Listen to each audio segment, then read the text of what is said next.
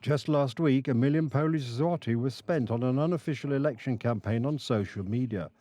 The mysterious profiles, You Know How It's Not, and Table of Adults have sparked controversy over an intense political campaign on Facebook that has reached millions of views. Both profiles, which have only a few dozen likes, are linked to a Hungarian company with the acronym KFT, with pages registered in Germany and using fictitious addresses in Warsaw and Gdansk.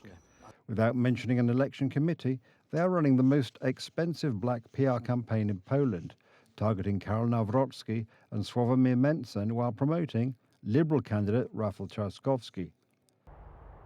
Both profiles' business model are raising eyebrows. They spend a lot of money on harassing Karol Nawrocki and Sławomir Mencen, opposition presidential candidates.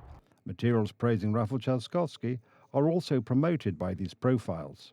In this story, we have two almost identical pages whose sole purpose is to run a hate campaign against Sławomir Mencen and Karol Nawrocki. They are sites run by a single entity which has a mysterious name and whose origins are not completely clear.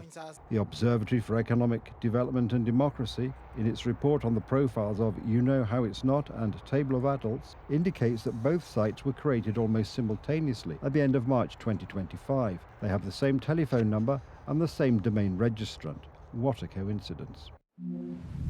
It's a good thing that the anonymous campaign in favour of Trzaskowski, unsigned advertisements in his favour or spitting on his opponents, is growing in parallel with the official one. Neither site reveals its owner. However, a common clue appears in the records. The name KFT is the name of a limited liability company in Hungary. This is an interesting phenomenon because not much is known about this company other than that it gave a Hungarian origin number in the domain registration data. It can therefore be assumed that it was the Hungarians who registered the company in Poland. Less than a week before the first round of the presidential election, the two profiles of the Hungarian company registered in Germany spent almost 259,000 zloty on dirty campaigning. The money allowed them to overtake the candidates' official committees in terms of coverage. It all looks like a coordinated campaign in which the Your Voice Matters Foundation, an organisation financed by state-owned companies, is also involved. They have launched special campaigns on the internet and from abroad, hoping on the one hand to demotivate those who can no longer stand Rafał Trzaskowski and Donald Tusk, and on the other to prop up a candidate who can no longer be promoted as he compromises more with each passing day. All the signs point to micro-targeted campaign professionals. Such a campaign is prepared by experts. It's certainly not the work of Rafał Trzaskowski's supporters, some of whom are amateurs.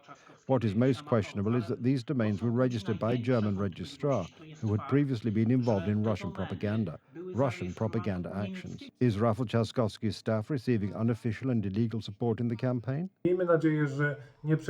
Let's hope that this will not go unnoticed. It may be necessary to inform organizations such as the OSCE, which, at least in theory, is responsible for monitoring the correctness and fairness of the elections. Well, it is already apparent that this is not necessarily the case.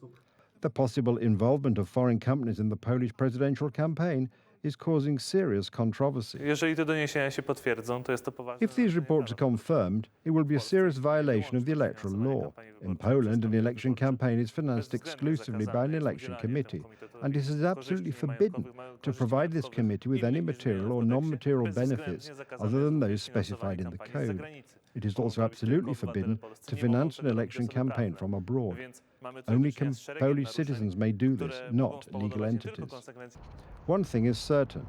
Huge sums of money from unknown sources are undoubtedly benefiting Rafał Trzaskowski's campaign, and the race for the presidential palace continues.